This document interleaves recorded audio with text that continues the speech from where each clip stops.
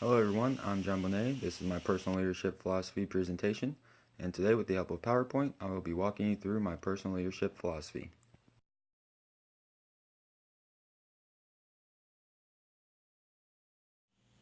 One of the things that I have that I believe makes me a leader is a moral compass.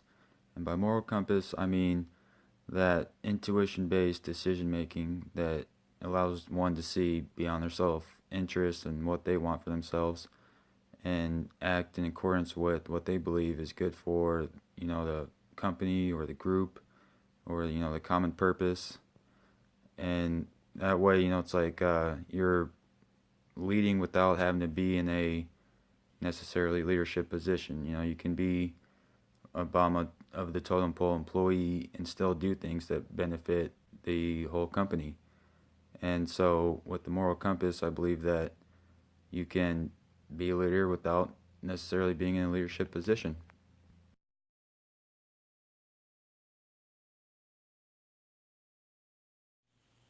I believe that leaders must be able to assess and evaluate their given circumstances and adapt and change accordingly.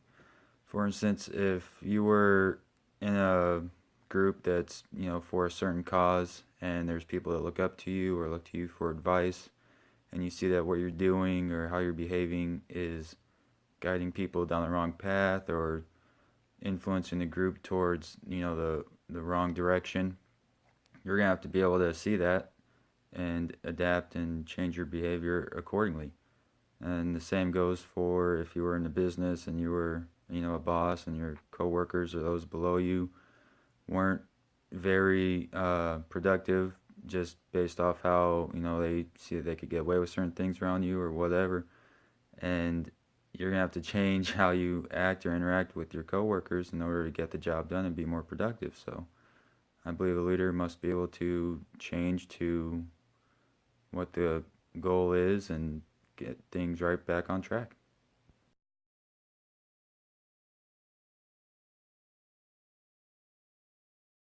In life, not everything's going to go as planned or work out, and that's why I believe leaders need to have composure, especially in tough times. A good example would be like a quarterback on the field. You're down 7, last drive of the game, you need to score. If you can imagine the quarterback coming out to the huddle, being frantic and scared and having zero confidence in his ability, the other players are going to feed off of that.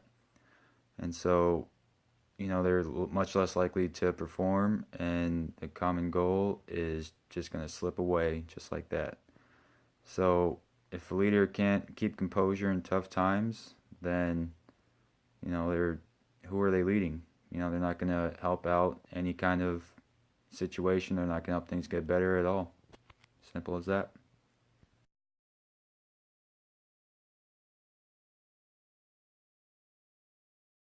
One of the fundamental things I believe a leader must do is set a good example. Like this old saying, actions speak louder than words. And my mom used to say, do as I say, not as I do. And yeah, no, it doesn't work like that. You can't get respect, especially in like a business setting, if you're telling your workers to get to work and then you skip off and go play golf for 2 hours over lunch. All people are going to do is think of you as a hypocrite and not even really listen and follow you at all if they can't respect what you do and how you act. Simple.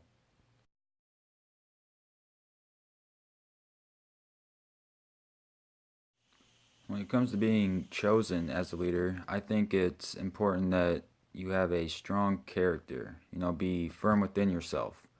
Because if you're constantly at the whims, if your behavior is constantly at the whims of those around you, then how can anyone have any confidence that you're going to do the right thing, especially behind closed doors?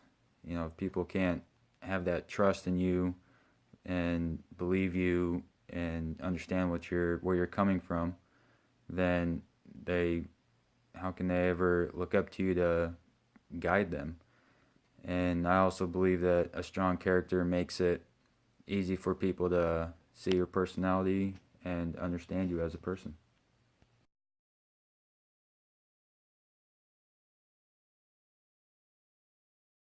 Honesty and humility are two very important things when it comes to being a leader. I mean, if people can't trust you or believe in the things you say and ultimately can't respect you, how can they ever follow you and, be guided by you if they can't, you know, trust you and think that you're being straightforward and honest with them? And humility, once you do become a leader, you are trusted, you are respected. Humility is very important because nobody wants to follow someone that has their nose up in the air or believes that they're better than anyone else, or power trips and becomes this bossy individual and just tries to control everything. So without honesty and humility, it would be incredibly difficult to lead people without, those two core fundamental traits.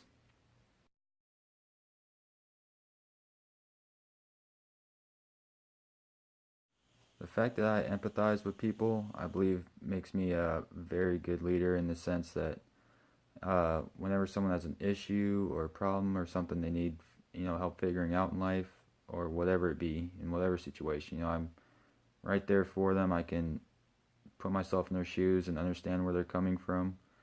I mean, if a leader can't, make that basic level of connection with somebody, then they're gonna be viewed as, a disconnected jerk that, just, and you're also likely to, you know, uh, leave people feeling slighted, and that just crumbles any sense of, connectedness between you and those that you're possibly trying to lead. Well, I hope you all enjoyed my personal leadership philosophy presentation. And in closing, I would just like to say that without interpersonal skills, I don't see how anyone could be a leader, because if you can't communicate effectively with people, then, how are they ever going to understand what you're saying, or how will you ever know if your message is getting across clearly? And there's just, without communication being accurate, there's no way that people will be able to do and act in accordance to what you believe is best.